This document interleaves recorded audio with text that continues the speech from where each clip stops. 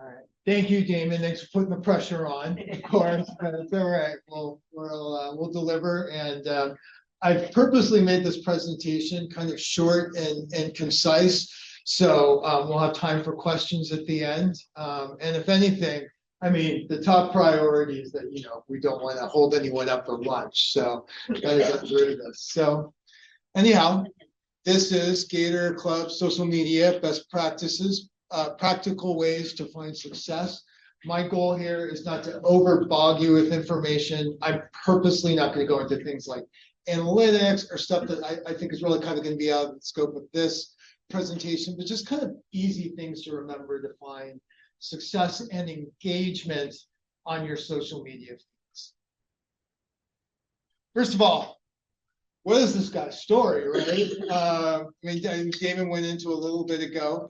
After I graduated from undergrad, I went to the University of Denver, and like I said, I mean, apples versus oranges. The University of Florida, definitely. I mean, my undergraduate institution could just fantasize about an event like this. There's just only a certain amount of institutions that could pull this off. So I started my career in local news, but the majority of my career in journalism was at CNN. I was a field producer for several years, which gave me a lot of amazing experiences. Here's me with Diane Gallagher, who's a national correspondent at CNN. This was several years ago at the 2016 debate at Hofstra University. So worked at CNN for many years, traveled the world, hurricanes, tornadoes, Trump inauguration, you name it, mass shootings, all the fun stuff. So, at a certain point, I did what a lot of journalists do and decide, maybe I'm going to try this PR thing, right? A little bit more of a work balance. So I shifted over and from here to here. And so now I'm a communication strategist for a company that builds huge infrastructure projects around the world. Bridges, airports, runways, taxiways, water treatment plants, dams, basically the infrastructure projects that keep civil society running. So it's heavy civil infrastructure. As I said, I'm on the marketing and communications team. At a certain point, that certain point was 2021, I decided, all right, maybe I'll take advantage of their generous tuition reimbursement program.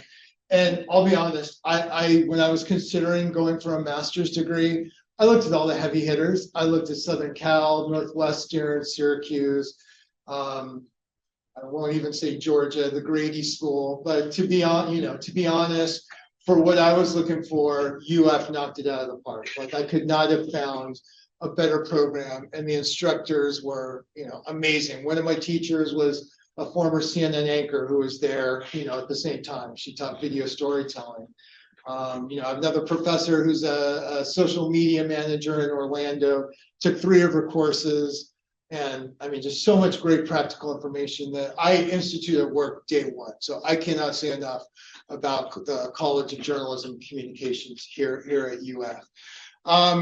And then somewhere around the fall of 2022, I just decided, hey, I should just go check out this Rocky Mountain Gator thing that I keep seeing advertisements for. I'm all, at minimum, I guess, even though, and I wasn't quite sure. I'm like, well, I'm doing my degree online. Am I a Gator? But I've come to see this is such a welcoming and fantastic group. There's really no delineation. So I'm now the vice president of communications for the Rocky Mountain Gator Club. And it's as everyone in this room can relate, it's a time commitment, but it's been so worth it. And like I said, the University of Florida, the Gator Nation versus some other organizations out there higher education wise. I mean, it's chess versus checkers. So all right, first thing, talk about some components of a film crew.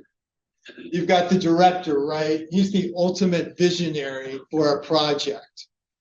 You've got the director of photography, AKA the cinematographer, responsible for the visual execution of a film project. And then under the cinematographer, You've got a camera operator who's actually, well, shooting the footage, right? And then finally, the script supervisor who takes those shot sheets and makes sure that everything gets filmed, gets put together. So why the heck am I talking about this, right? This is a presentation about quick practical tips to deliver better social media. Am I talking about this to mess with you? Maybe just a little bit. But actually, the good news is you need none of that stuff to have great, authentic, engaging social media. Everything you need is right here, and it's right here. It's just a little bit of creativity. You know, the late Steve Jobs is famous for saying that all creativity is taking two concepts that are seemingly unrelated and bringing them together. So like I said, in 2025, we have all the tools we need to really engage, which creates awareness for, you know, for our Gator groups and deliver social media success. So let's get into it. My first tip, you need to know your audience. You really want to know the needs and wants of your local groups because they might differ from location to location around the country and around the world. So one thing that I recommend, and I picked this up from my, my research class here at UF, run a simple survey. I'm fortunate enough through work to have a subscription for a Microsoft 365 account to use MS Forms. There's SurveyMonkey. There's a number of other stuff out there, I'm sure. And that's just a great way just to gather some great qualitative information on what, your people want in your groups. You ask the appropriate questions. This survey that I ran recently, I asked age, sex, but beyond that, I want to know what social media platforms they're on. I mentioned one of my favorite professors who's up in Orlando. She always says, you don't need to be on every single social media platform. You need to be on the ones that are the right platforms for your group. Don't go nuts thinking you need to hop on every trend. So, I asked our stakeholders, what socials are you on? And if social media is not as big of a deal to you, how do you want to be communicated to? Is it, email? Is it snail mail? Is it, however else? And then, my other point, and a really very important question that I asked, again, this survey was 9 questions. It's meant to be very fast, make it easy for people. I want to know why people are coming to our events.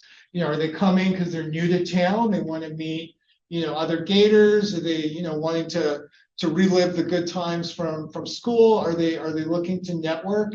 And so I really want to get in their heads to understand what they want.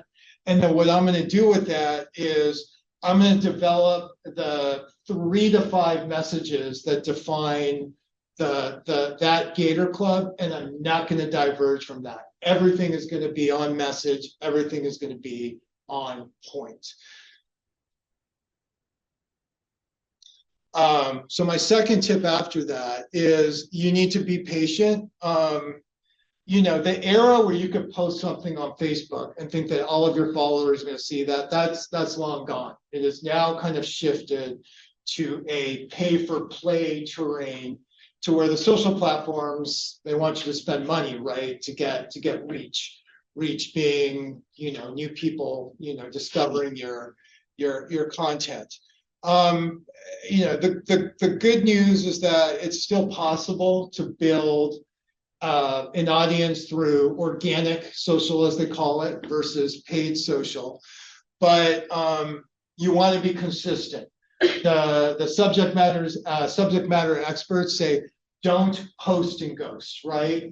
Don't just post a bunch of stuff one week and then forget about your feeds the next few weeks.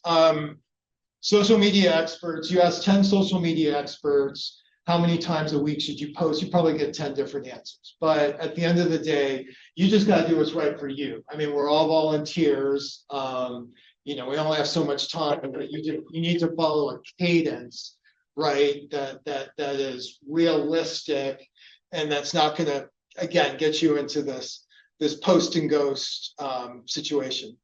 Just repeating what I said earlier, I can't say it enough. Great posts where your audience lives.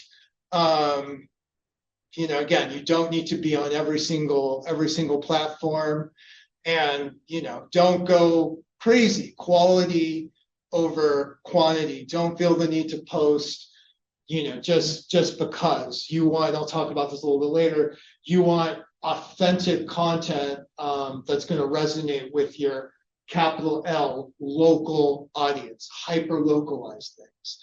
And then finally, don't overpost. I know there's sometimes a temptation to go crazy with things, but the one hard and fast, if I could ever avoid it, one post a day. The only exception to that is for those who are on Twitter, who are on maybe Blue Sky, if anyone's there, right? Or Threads, those kind of conversation, quick those kind of platforms. That's kind of different. I read that the average lifespan of a tweet is 15 minutes.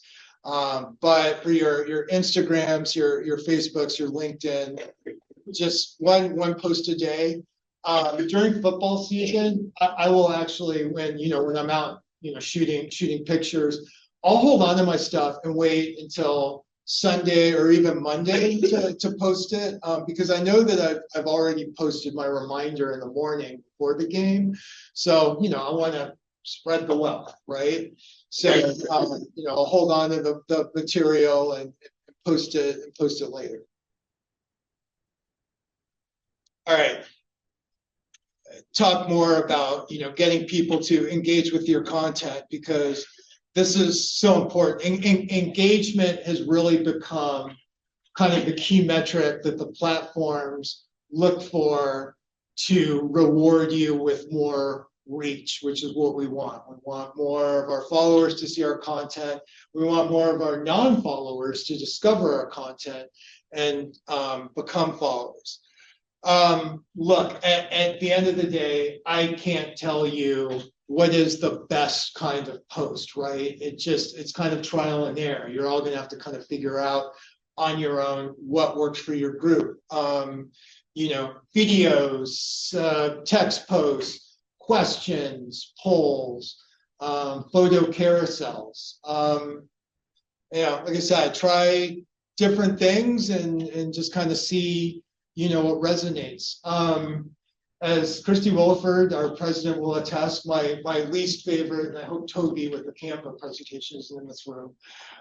I don't love graphics. Let me just say that graphics, I feel, are necessary if you need to deliver, that quick message and there's not an image that conveys that. Yes, a graphic is fine, but let me tell you this. This image right here of 3 of our Rocky Mountain Gators, this got 10 reshares on Instagram. And reshares, and amongst engagement, reshares, because it's really someone making that extra effort, right, is kind of the gold standard of what's going to get you reach. Unless it's really creative, is a graphic going to do this? Probably get 10 free shares, probably not. Yeah, and then number of followers, it's a total vanity metric, right? I mean, don't get too into that. Yeah. Well, what do you define as a graphic? A graphic. It's a graphic image, watch party, fishing tournament. Yeah, I mean, yeah, and like I say, I mean, there's a lot of times you can't avoid a graphic, but I mean, studies have shown that, likes, comments, that sort of thing, it comes from smile, when we can kind of see each other in the faces of our people, right? So yeah, number of followers. Look, if I've got a lawn chemical company, am I going to have a Kardashian pay to promote my brand? No, I mean, you could, but it wouldn't be smart. I mean, The Rock has a gazillion followers, but how many, if I have a lawn chemical company, of those followers are going to care about my product, right? The audiences would be misaligned. So I get, my point is, it's not how many followers you have, it's how engaged those followers you have are, because that drives reach, that drives getting your content out to more people, that shows the algorithm that you're worth investing in with more reach. And then growing, community management, as it's called in social media, that is showing that your followers that it's a two-way, that there's a conversation happening. Ask your followers questions. That's a great type of post as well. Conduct a poll. And then, along the lines of community management, make sure you're responding to all your comments and just be active in the conversation. That's why people go on social media, right? For the two-way kind of back and forth. It's a digital garden, if you will. All right, we all can. I mean, I know I have felt this, and I'm sure others have too. Keeping that engine running after the football season. I know after December, for a lot of us, that content is going to dry up because we don't have several hours together on Saturdays. And yeah, that can be a challenge. My best advice is, don't just take those pictures on your phone and leave them on your phone. Create an archive, save them, and then do what I call repurpose ruthlessly. Yeah, I mean, and I talked earlier about, how in this pay-for-play environment, only a certain degree of your followers are going to see your posts. Don't worry about, well, I already posted this picture, people are going to be sick of seeing it again. It's not an issue. Take great pictures from your season and, find ways to put them through different lenses. And by that, I mean, Warren, the national days and holidays. Today is International Women's Day. I took some posts and did a little homage to the great women that we have on our board from our for International Women's Day, and that's gotten some really strong engagement as well. So reuse your stuff. And in the second here, I'm going to show you how you kind of keep it all organized. And then after that, I would say crowdsource. You've got National Pet Day coming up. I'll put in my story, hey, send us your best pictures of your pup wearing a gator scarf or stuff like that. I mean, who doesn't love nostalgia? I've done this kind of campaign where I've been reaching out on our story to ask people to send us pictures of themselves when they were at this place in their, in their student days.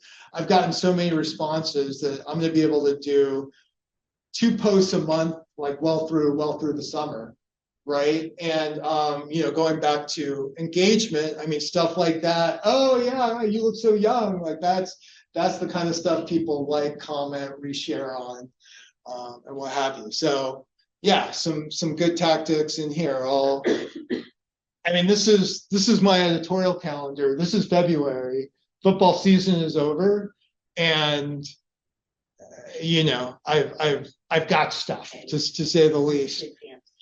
Yeah. So but it's really not. But look, so your editorial calendar, no one at the end of the day can be expected to remember all of this in their head. This is just an Excel spreadsheet that I found where I can kind of keep all my posts together. You can Google editorial calendar and find any number of examples. Like I said, this is Excel.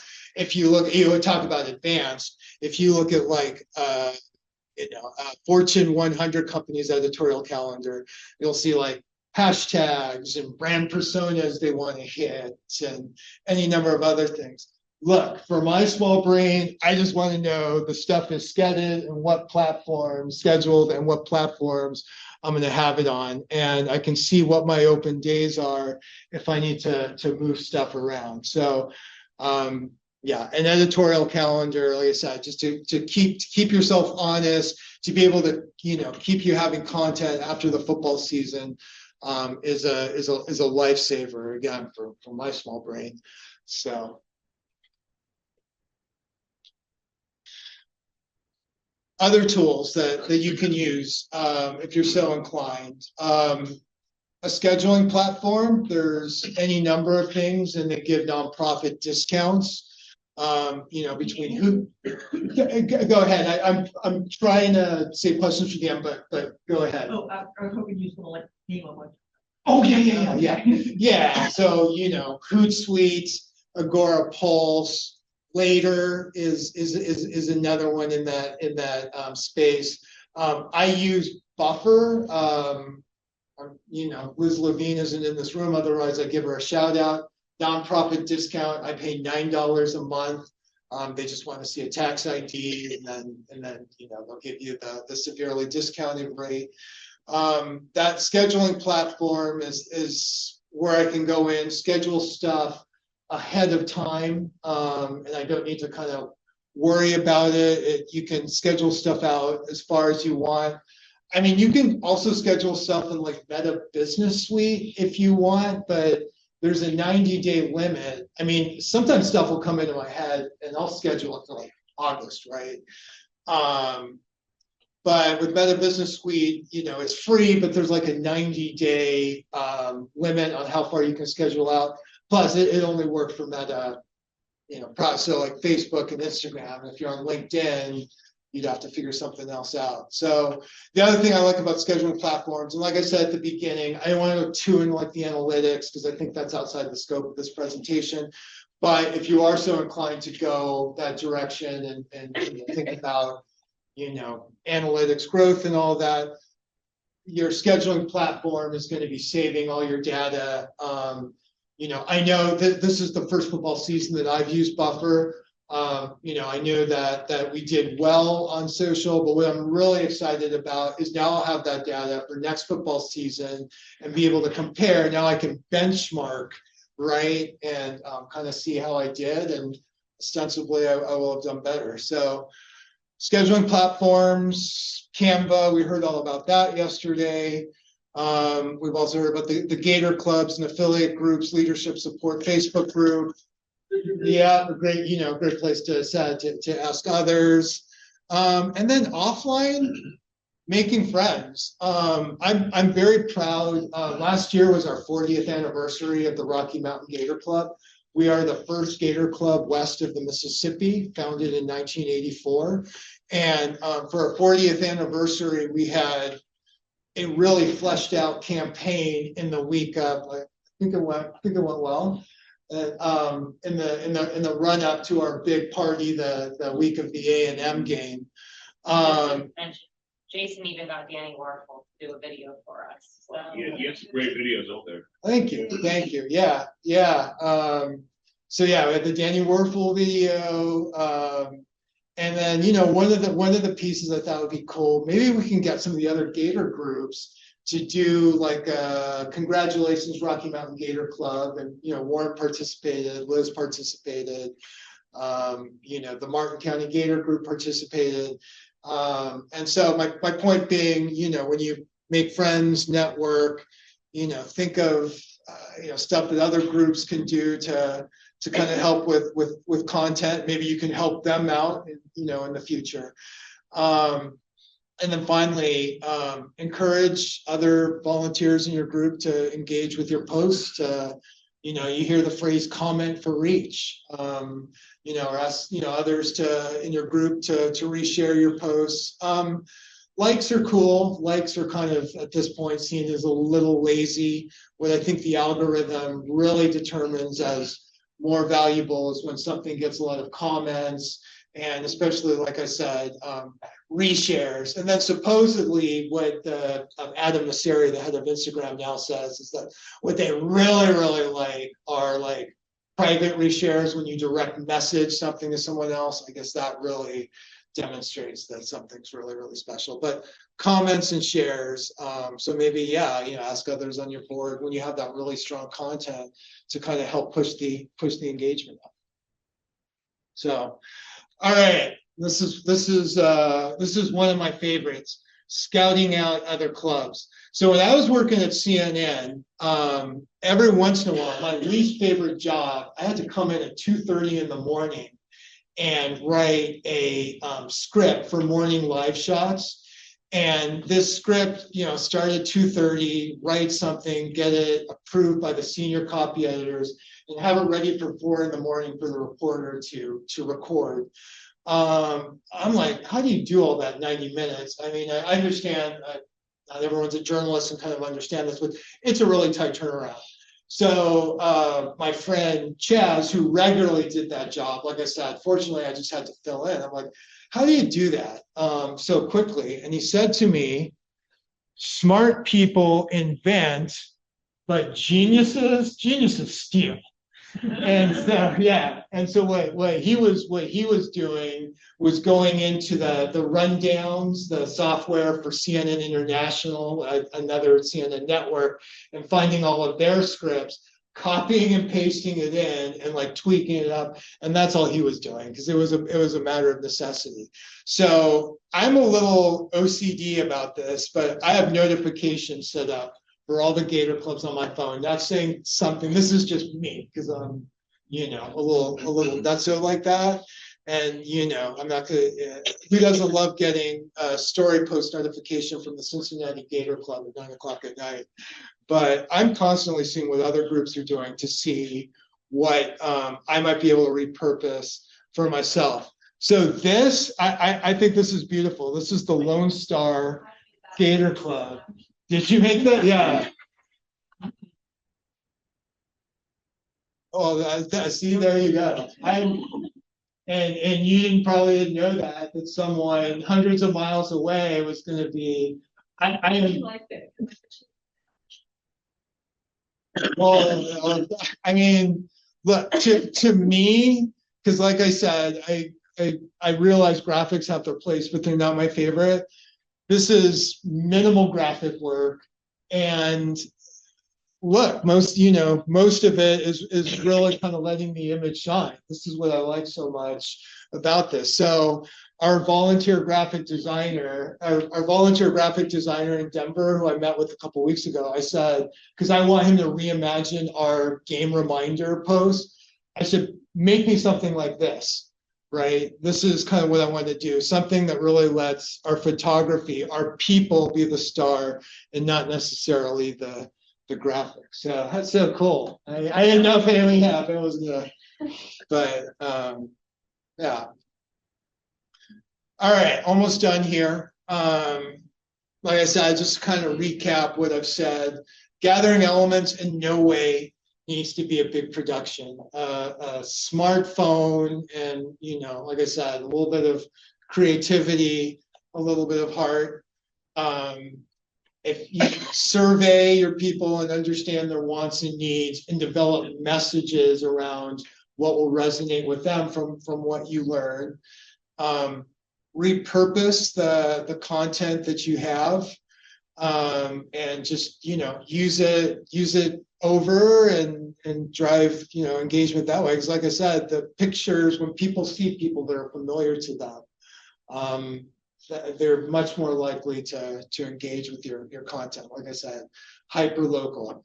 And finally, just be consistent. Find a cadence. If you can post once or twice a week, that's much better than just posting a few times one week and then just not posting again for a few weeks. So I want to leave you with one anecdote. This is the story of the Radio Shack speaker box.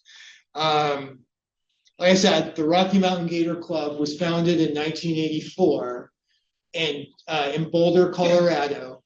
And just when it was kind of catching some steam, Gator football went on probation. And just when this group was getting going, it's always Murphy's Law. And part of the embargo, part of the penalty was no TV. So this is Steve Kreider, one of our co-founders, So Steve and our other co-founder, Fran Wasserman, were forced to get really creative because watch parties are kind of difficult when the Gators are on television, and things are difficult enough when you're a year old organization in Boulder, Colorado, right? So Steve and Fran and the rest of the group put their heads together, and they came up with the idea that they would go to this now very defunct chain called Radio Shack. Yeah, right. And find one of these boxes with a phone jack on it. And honest to God, they called WRUF here in town and asked the assignment desk, hey, any chance you would be willing to punch the Gator game down the phone line for us? The desk at WRUF thought it was a little odd that some people in Colorado cared this much about Gator football, but they were happy to do it. And then, Fran and Steve would pass the hat around for donations for the long distance phone call, right? They're listening to the whole game. So I tell you the story to just kind of give you work with what you have. We're all volunteers here. We all have day jobs. It's not about expensive cameras. It's not about expensive microphones. It's about the $20 microphone that you find on Amazon, right? If you even want to use that. So, if you are there authentically telling the great stories of what your people are doing, you will do great things on social media. So with that, please follow us on our socials. I have a list going. I think there's at least 4 pieces that I want to turn for maybe I'll see for my followers. But yeah.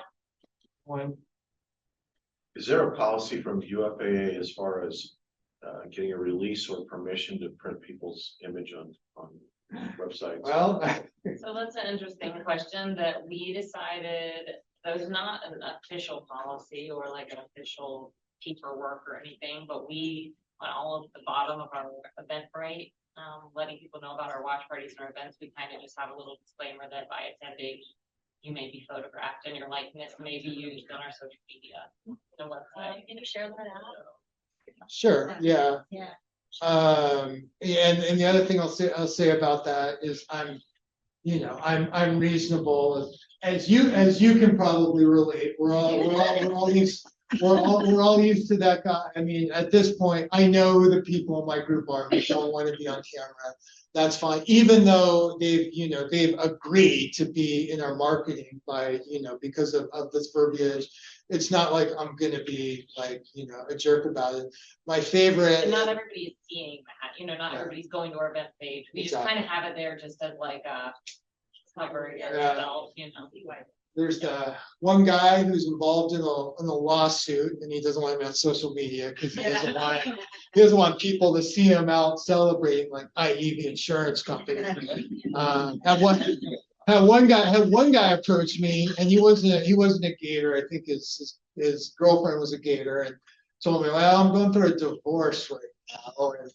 But anyways, you just roll with the punches, right? People are like, "I'm sorry, I don't want to be on camera." But yeah, sorry. How do you choose what platform are going to be posting, like whether it's going to be Facebook? And I saw on your calendar, some have LI, FB, IG. How do you sort of select this is only going to be Facebook, LinkedIn? This is only going to be. I know some of it, but the graphic dictates sort of. Sure. I mean, a big part of it is knowing your audience, right? I mentioned the survey. Typically, yeah, we all know Instagram is going to have a younger audience. Facebook has an older audience. The LinkedIn, I really try to just kind of keep that to the stuff that has a direct kind of professional connection. Plus, this is a good question. Statistics show that most people will go on Facebook constantly or Instagram constantly. Most people go on LinkedIn once or twice a week. So, I'm kind of less about, yeah. So, yeah, it just all kinds of depends, but I'll be honest, a fair amount of content, I just put on all of them. I try and tweak the caption kind of as necessary to kind of give it a fresh look for each one, but that's also controversial. Some, in my program, they said, try and make your captions different for every platform, but I was chatting with the guy, I forget his name, who runs a big marketing conference. It's like, we just prosper. So it's just whatever, feels good for you. Yeah. You don't see that using something like a buffer hurts your engagement. It's not coming directly from like a Meta platform. No, I mean, buffer is just the delivery. Right. Yeah. So like I'm in real estate, so I also Yeah. use social media like all the time for that. Sure. For all of our conferences, they say using a platform like that hurts your engagement because Meta likes to promote things that get posted through Meta platforms. I've never heard that. I can't claim, but yeah, I mean, if that were the case though, huh? You'll see with your benchmark. Yeah, well, but I mean, we need the platforms, for me at least, to kind of keep track of Right. the analytics. But I mean, I'm not sure. I mean, these, at work, I manage a LinkedIn account of 110,000 followers, and we seem to do just fine, and we're huge Hootsuite clients. So. Just a question, you talked about like $9 a month per buffer.